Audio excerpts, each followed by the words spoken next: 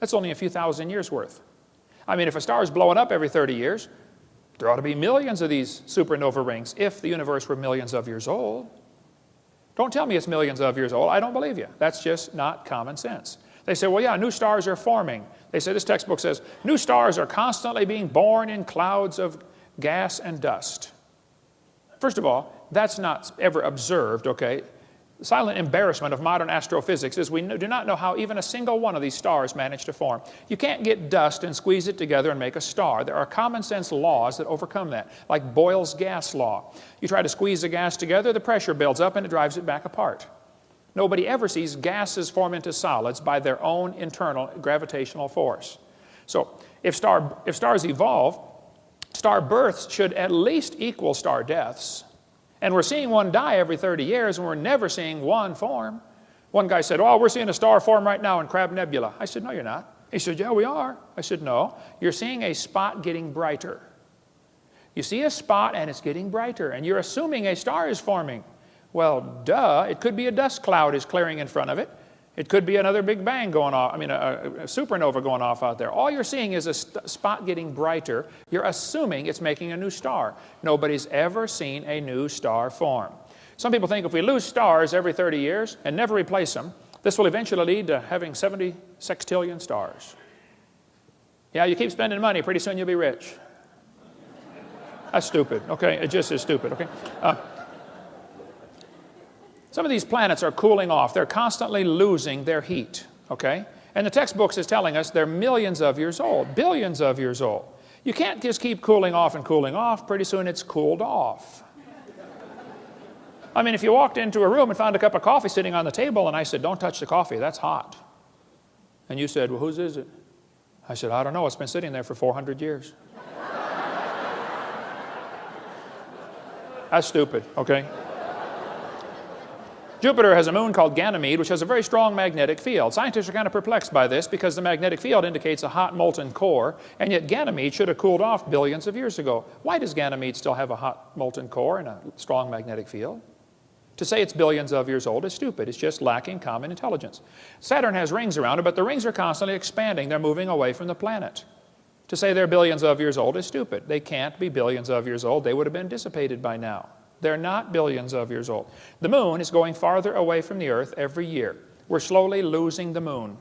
Now this is going to be complicated, so listen carefully. As the moon goes around the Earth, it's gradually getting farther away. It's spiraling out about 3 inches a year. So that means that it used to be closer. Well, if you bring the moon in closer, you start to create a problem, you see, because the moon causes the tides. Now, you folks here in Denver probably don't worry about the tides. But in Pensacola, you worry about the tides, okay? Well, if you brought the moon in closer, you'd create a serious problem because there's a law called the inverse square law. If you bring the moon into 1/3 the distance, you take the 1/3, inverse it, square it, it's 9 times the gravitational pull. If you run all the math on this, you'll find 1.2 billion years ago, the moon was whizzing around just above the surface of the Earth. That explains what happened to the tall dinosaurs. They got moon.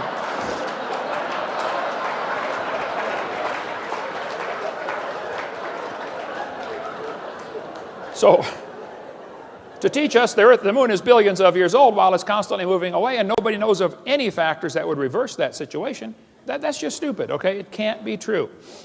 Organic evolution is the 4th stage. That's where life gets started from non-living material. The Bible says God created the living creatures. And there are folks who simply don't want God telling them what to do, bottom line. God, leave me alone, stay out of my life. Okay.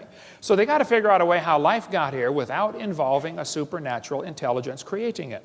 The Bible says God created it. This textbook says the history of life on earth began approximately 3.5 billion years ago. How this occurred and has been and will continue to be a topic for inquiry.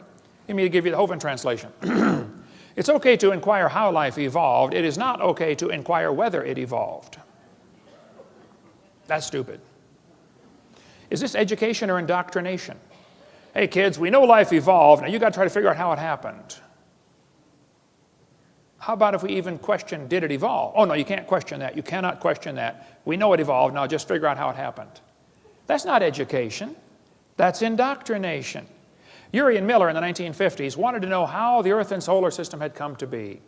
At the bottom it says, he never proved how life originated. He did add evidence to the theory that life could have started by itself.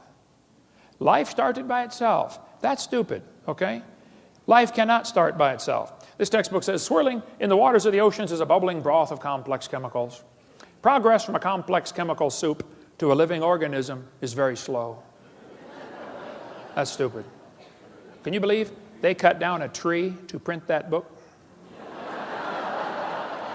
Where's Al Gore when you need him? Yeah. Here we have 4 major magazines and news media, Scientific American, CNN, New Scientist. They're all saying life sprang from clay. Yes, a piece of clay created life. Well, that's stupid. And I think God could take clay and create life, okay? But the clay can't create life from itself. Major difference here, okay? Textbook says, students are taught that life evolved from non-living materials, like this one. Many important events occurred during the Archean era, the most important of which was the evolution of life. Progress from complex molecules to even the simplest living organism was a very long process. Yes, boys and girls, you see, long ago and far away. They hide it in antiquity. Well, if you just imagine, you go back far enough, it happened. Oh, yeah, it must have. This one says, between 4 and 3.8 billion years ago, living cells emerged. There's no record of the event. That's stupid, okay? The first self-replicating systems must have emerged in this organic soup. Yep, we all came from soup. Now that's stupid. I'm sorry, it just lacks common sense. Ernst Haeckel said, he knew that spontaneous generation must be true, not because it had been proven in the laboratory, but because otherwise it would be necessary to believe in a creator. Ah, now we're getting to the truth. Well, I'm sorry, Ernst. That's a stupid way to look at life, okay? Have scientists really produced life in the laboratory? Well, they want you to think they have. What they did, they took a series of glass tubes and beakers and flasks and hooked them all together and made 4 gases go through there: methane, ammonia, water vapor, and hydrogen. Notice, there's no oxygen. They didn't want oxygen in there. They excluded oxygen. They said, well, maybe the early Earth had what's called a reducing atmosphere, no oxygen present. Well, and then they said, at the bottom of the flask, it collected stuff that was rich in amino acids. That's stupid. It was not rich in amino acids by a long shot. What they did, they took 4 gases, excluding oxygen. Major problem, because they had to leave oxygen out, because if anything tried to get together, it would oxidize. You know, you cut a banana open, lay it on the table, it turns brown, it oxidizes. You don't paint your car, it rusts, it oxidizes. So you took oxygen out. The problem is, you got to have oxygen. See, ozone is made from oxygen. And ozone blocks UV light. So if you take away the oxygen, now the UV light destroys your ammonia, and that's one of the other gases you're trying to use. So you cannot get life to evolve without oxygen. And you cannot get life to evolve with oxygen. And the Earth has always had oxygen. All the experiments are showing that there's no proof of this reducing atmosphere. There's far more oxygen in the past than anybody ever imagined. We find in general no evidence that the Earth had an oxygen-free atmosphere. That's what all the scientific experiments have shown. So life cannot evolve with oxygen. Life cannot evolve without oxygen. And yet they're teaching us life evolved from non-living matter. I'm sorry, that's just stupid. It had to be designed, created by a really smart designer. This textbook says there was 0% oxygen on the Earth, but the rocks absorbed it. That's stupid. They filtered out the product in this experiment. Miller and Urey in their experiments had the stuff going through this series of tubes. And when it got to the bottom, they drained it off because they didn't want it to go through the electric spark chamber again because the spark would tear it apart. They said it's like 100,000 times more likely to destroy it than it was to create it. So they had to protect the goo that they created at the bottom. That's not realistic for nature. I mean, if they're saying life evolved in some warm little pond from lightning strikes, that's just not common sense. Because the lightning strike's 100,000 times more likely to tear it apart than it is to put it together. Go check out your little pond after lightning strikes. See how many frogs are surviving. Yeah. What he actually made was 85% tar, 13% carboxylic acid. Now, both of those are toxic to life. He made 2% amino acids, and only 2 of the amino acids were made. There are 20 different amino acids. It's like making 2 letters of the alphabet accidentally by dropping